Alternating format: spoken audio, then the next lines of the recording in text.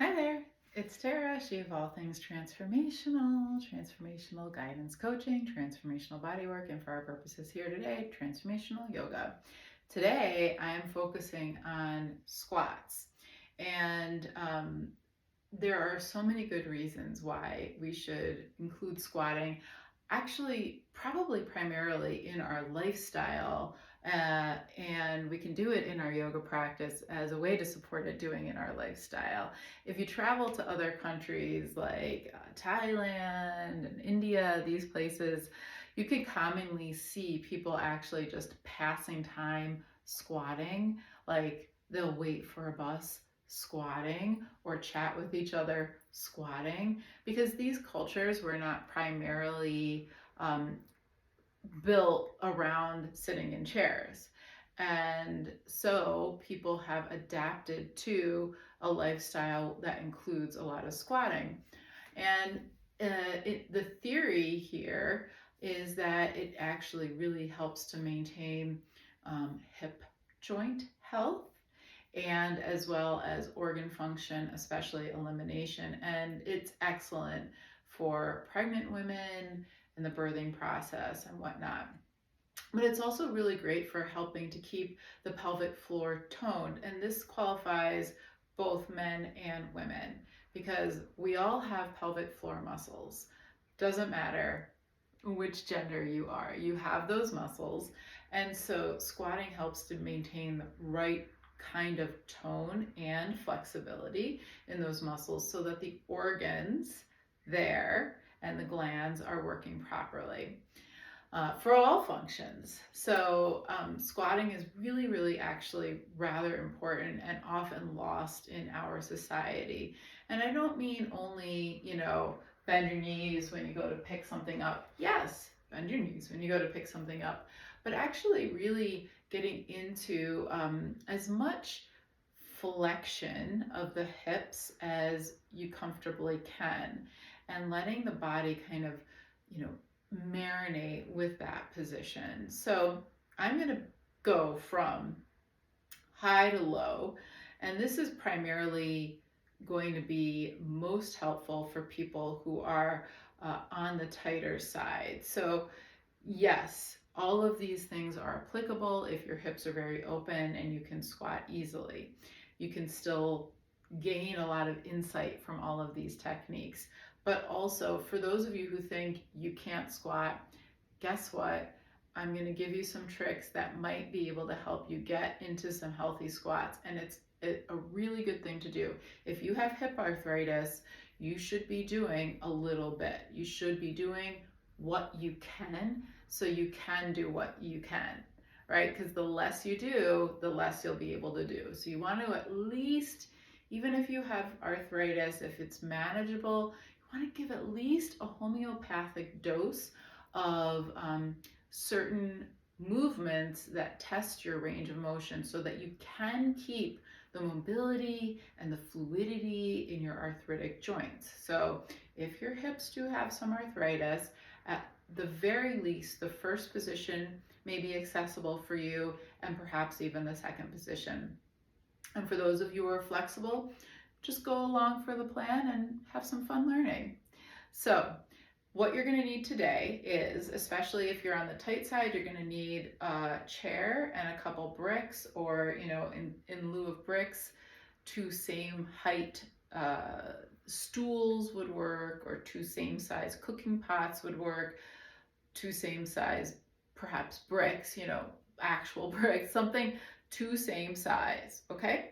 And then you're also going to need a blanket. And if you're using just, a throw blanket or whatever, try to use something that's a little firmer, like a beach towel or two will work really well, but like fluffy blankets aren't so good. Okay, so the first squat we're going to do is going to be using the chair. And I'm going to show this kind of at an angle here so that you can see how my back and hips will be in the position as well. So I have my bricks set up kind of wide and angled out a little bit.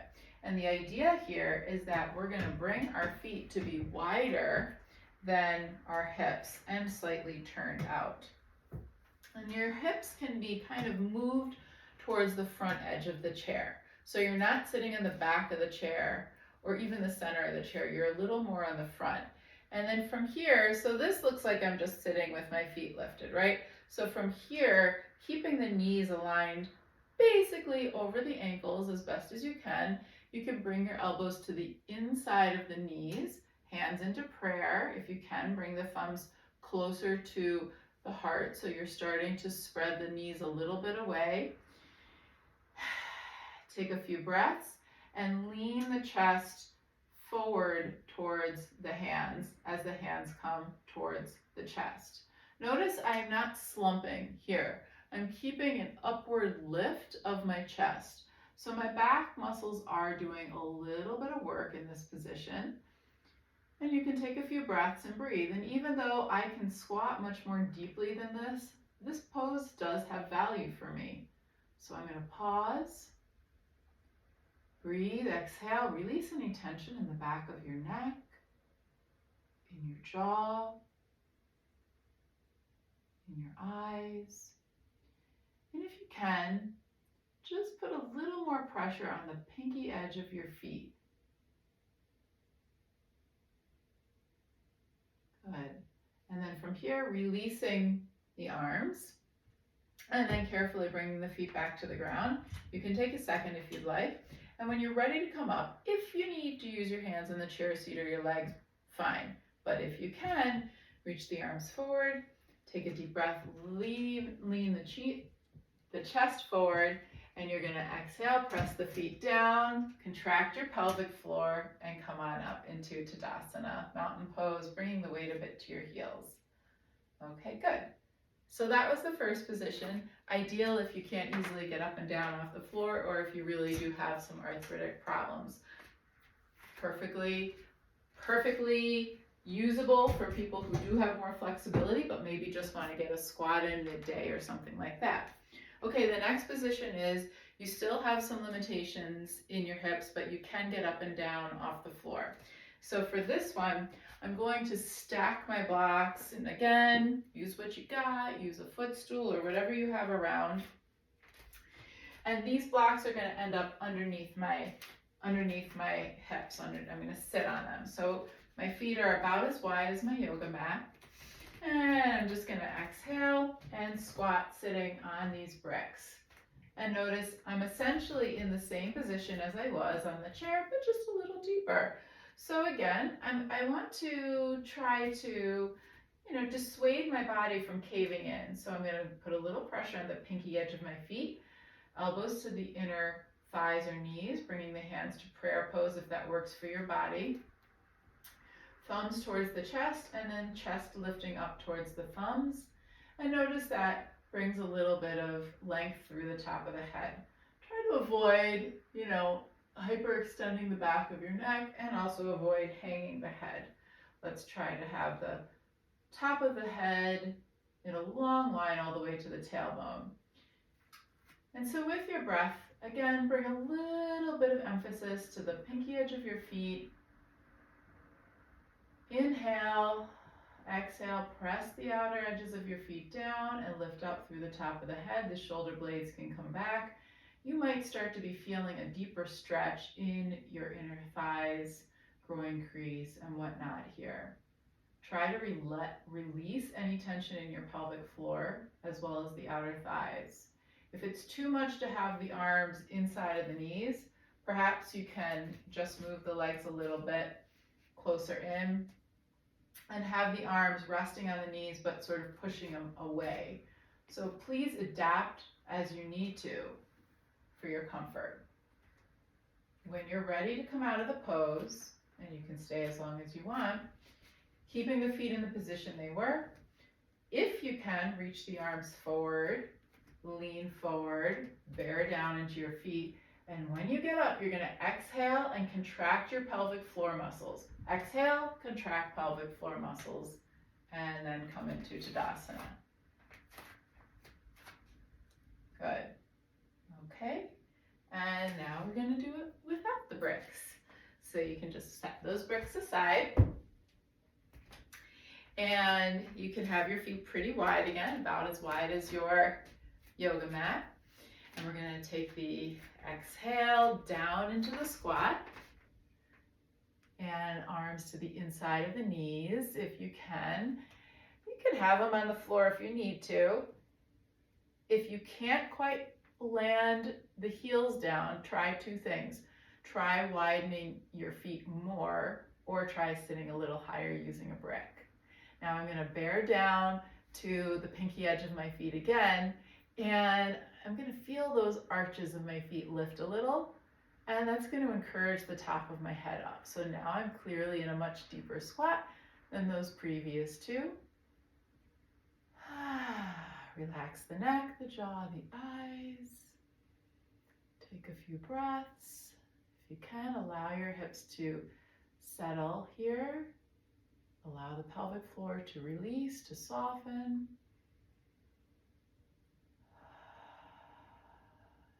Good. And then when you're ready to get up, you can use your hands on the floor if you need to, but if possible, bring the arms forward. Use those pelvic floor muscles and your feet pressing down to come on up. And then let's come into mountain pose. Take a few breaths. Good. Okay, so far we've been doing Malasana, squat pose with the legs open wide, very traditional. Now we're going to bring our squat with the legs in line with the hip joints. And so quickly, let me tell you that when I say hip width apart, I'm actually referring to where the hip socket is, not the outer hip. Because the outer hip is made of flesh and muscle and fat and all sorts of, other tissue that could cause your outer hips to be wider or more narrow, depending. But where the joint is pretty much going to be lined up with these two muscles here, bones here that you can feel protruding kind of in the anterior portion of your hips. Those are called your ASIS. And so when your feet are hip width apart, you kind of trace those bones down and they sort of land in the center of your feet. So in my world, hip width apart lines up with these bones, which line up with your hip joint. Okay, so having said all that, from here, sometimes a lot of us, myself included, when we try to squat with our feet hip width apart, we might bump up against the problem that our heels don't land. So that's what this will look like. If you are in my camp, look, I can go, I can go, I can go, I can go, I can go, I can go, I can go, and then right about here, my heels come up. This isn't the case for everybody. Many people can keep their heels down. I teach a very multicultural population at a local university, and I can tell you that the kids who are from India and from Asia tend to be more likely to be able to be flat-footed here than the American kids, because culturally we don't squat very much. So if you happen to have the situation that I have where the heels don't go down, there is a solution. Fear not.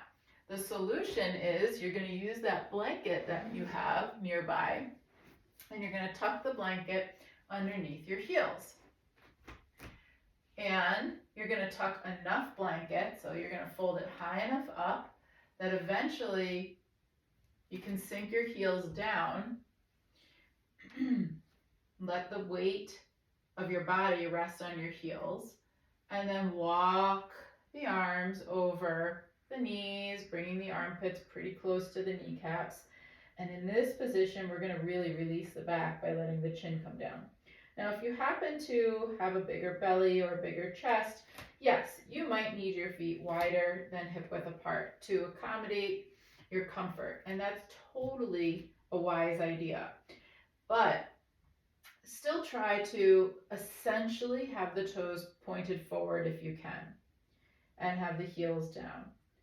So either way, no matter what the shape of your trunk is, We have the feet pointed forward and essentially close to parallel, and then we're going to let the spine round here, let the head go. Once you're here breathing, try to exhale, release any tension in your neck, in your jaw, and your eyes. And then start to breathe very generous breaths into your back and into your back tissue.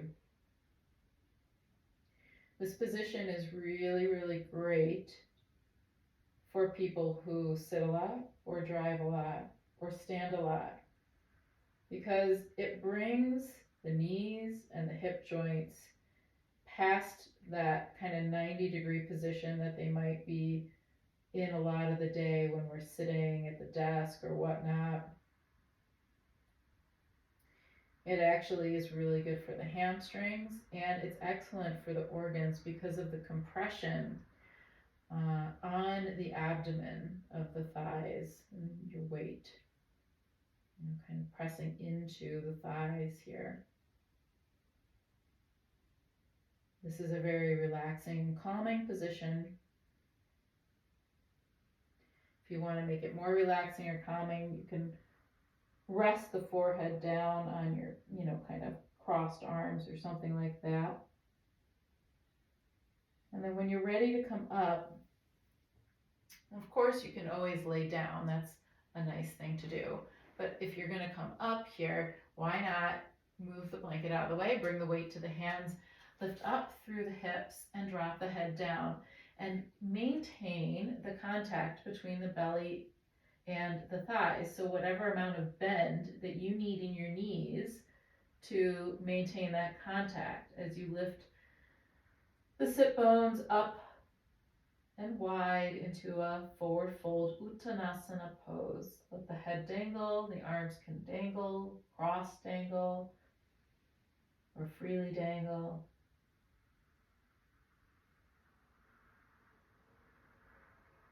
And then let's go back into the squat. Bring the heels, if you need the blanket, bring the heels back to the blanket. Return down to the squat. Pause for a few breaths.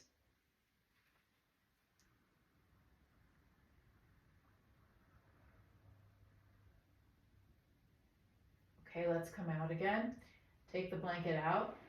Reach the arms forward if you can. Exhale, contract the pelvic floor and return to standing. Into Tadasana. Take a breath or two in mountain pose. And then we're going to do it one more time. So if you know you're going to use the blanket under your heels, you can move the heels onto the blanket or the blanket to the heels. Arms can come forward. Let's take the squat. Exhale, release, and then release. Take this for a couple breaths here. This is also one of the healthiest ways to have flexion, which is rounding of the spine in the back, because the legs are bent. So what it means when the knees are bent like this and the hips are like this is that it releases the pressure that tight hamstrings pull on the your two pelvic bones at the sit bones, and so it then therefore doesn't put as much risk into our lumbar discs, our low back discs, and into our sacroiliac joints, as when the legs are straight and we have roundness in the spine, that actually causes a lot more risk. So this is a safe way to bring spinal flexion into the body.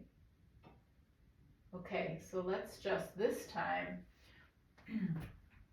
roll forward and bring your legs out in front of you. And now this blanket that you have here, let's take it from this shape and fold it into this shape so that you get a long kind of skinny fold. And you're just going to bring this to touch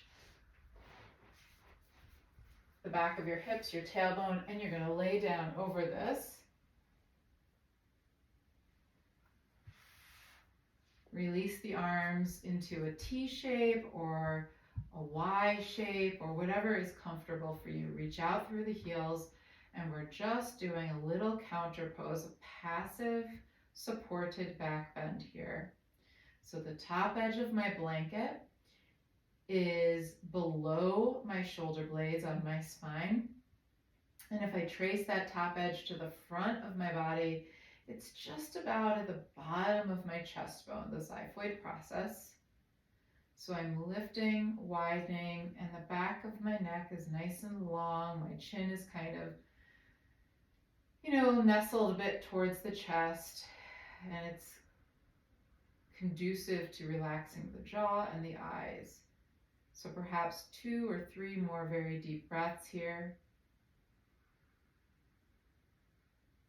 In fact, you could really lay here as long as you like. This is a wonderful supported back bend, also an excellent counter pose to long days sitting in office chairs or driving, or even, if you are someone who has a job that's standing, like working in a kitchen or working on a register or whatever the millions of jobs that people do are standing.